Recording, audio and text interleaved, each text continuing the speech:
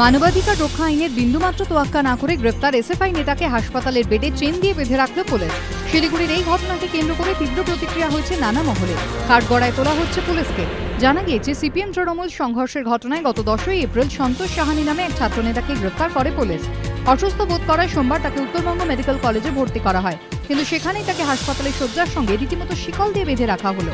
শিলিগুড়ির police commissioner আনন্দ কুমারকে ব্যাপারে প্রশ্ন করা হলে তিনি অবশ্য দায় চাপান জেল সুপারের ওপরেই।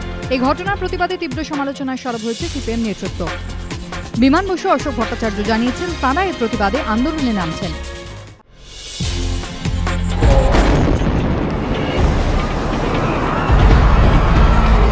9/11-র পর 4/15, 2001-এর 11ই সেপ্টেম্বর ওয়ার্ল্ড ট্রেড সেন্টারে জঙ্গি হামলা, আর 2013-র 15ই এপ্রিল বস্টনে পরপর বিস্ফোরণ।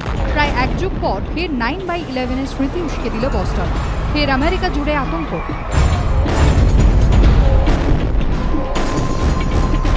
বস্টন ম্যারাথনে অংশ নিয়েছেন প্রায় 27,000 প্রতিযোগী। ম্যারাথন দেখতে রাস্তার দুধারে ভিড় দেশ বিদেশ থেকে আসা বহু মানুষের। সবকিছুই ঠিকঠাক চলছিল, কিন্তু এরই মাঝে হঠাৎ বিস্ফোরণ।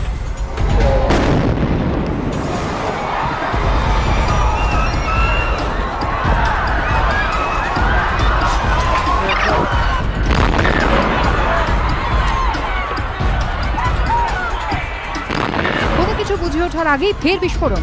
মাটিতে লুটিয়ে পড়েন ম্যারাথনে উপস্থিত বহু মানুষ। মুহূর্তের মধ্যে রক্তাক্ত বস্টন। আতঙ্কে দৌড়াদৌড়ি শুরু করে দেন উপস্থিত মানুষজন। অভিযোগের পর অভিযোগ, দলীয় কার্যালয়ে ভাঙচুর, আগুন, নেতৃত্বের ওপর আক্রমণ। রাজ্যের বিভিন্ন প্রান্ত থেকে ক্রমাগত অভিযোগ আসছে রাজ্য নির্বাচন কমিশনে। মূলত বিরোধী দলগুলির তরফ থেকে অভিযোগের আঙুল উঠছে শাসক দলের বিরুদ্ধে। কমিশনে এখন কার্যত অভিযোগের পাহাড়। সবচেয়ে বেশি অভিযোগ আসছে দক্ষিণবঙ্গের 5টি জেলা থেকে। এর মধ্যে শীর্ষে রয়েছে পূর্ব মেদিনীপুর। বাকি জেলাগুলি হল বাঁকুড়া, হুগলি, দক্ষিণ 24 পরগনা ও বর্ধমান। পূর্ব মেদিনীপুরে জেলা শাসক ও পুলিশ সুপারকে গত 15 দিনে 8টি চিঠি পাঠানো হলেও একটি চিঠিরও উত্তর পায়নি কমিশন। দিল্লিতে অমিত মিত্র নিগ্রহ কাণ্ডের পর গোটা রাজ্যেই মাথাচাড়া দিয়েছে রাজনৈতিক অস্থিরতা ও হিংসা। অভিযোগ উঠছে মূলত শাসক দলের বিরুদ্ধেই। ফলে গত কয়েকদিনে অভিযোগের বহর বাড়ছে হুহু করে।